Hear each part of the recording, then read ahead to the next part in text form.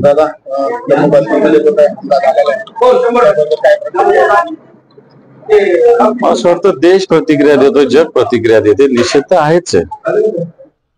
निषेध असताना ज्या पद्धतीनं पाकिस्तानचे अतिरेकी भारतात घुसून त्यांनी अशा पद्धतीनं निष्पाप लोकांचा बळी घेतलेला आहे, त्याला कारवाईला वेळ लागता कामा नये. हे लोक तर शोधले पाहिजे आणि गोळीनं गोळीला उत्तर दिलं पाहिजे. असं नाही, कारवाईला वेळ होता असं मी म्हणणार नाही, परंतु लवकरात लवकर कारवाई व्हावी अशा प्रकारची भावना जनतेची. महसूल मंत्री चंद्रशेखर बावनकुळे म्हणाले की 2034 पर्यंत राज्याचे मुख्यमंत्री देवेंद्र फडणवीस. तर त्यांचं स्वप्न चांगलं आहे, परंतु जनता सोडा, भारतीय जनता पार्टीच त्यांना ठेवेल का नाही ठेवेल हा माझा त्यांना प्रश्न राहील. अजित पवार आज परभणी, हिंगोली आणि नांदेड दौऱ्यावर आहेत आणि या दरम्यान परभणीमध्ये शेतकऱ्यांनी त्यांचा ताफा अडवलेला आहे आणि कर्जमाफीची मागणी केली आहे. बरोबर आहे, या सरकारने शेतकऱ्यांना कर्जमुक्ती देण्याची घोषणा केलेली होती. तसं जाहीरनाम्यात म्हटलेलं आहे, सरकारने वेगवेगळ्या सभेत म्हटलेलं आहे आणि सरकार आल्यानंतर या शब्दापासून आपला शब्द सरकारने बदललेला आणि त्यातल्या त्यात अजितदादांनी ते सांगितलं की मी असं कधीच म्हटलो नव्हतो. पण ते ज्या मंत्रिमंडळात आहे त्या मंत्रिमंडळाचे मुख्यमंत्री या गोष्टी बोललेले आहेत त्यांच्या जाहीरनाम्यात आहे, त्यामुळे शेतकऱ्यांची भावना योग्य आहे.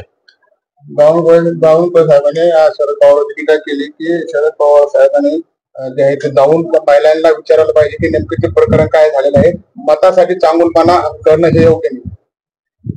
मला वाटतं भारतीय जनता पार्टी असेल किंवा बावनकुळे असेल, मतासाठीच या गोष्टी करतायत ना.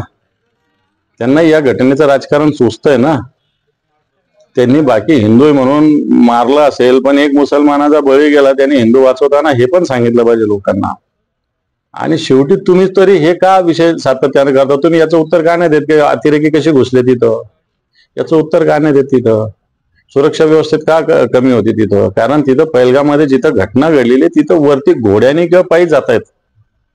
मग 2-2.5 तास तिथं पायी चालून जर ते अतिरेकी गेले असेल AK-47 घेऊन, तर तुमची यंत्रणा काय करत होती.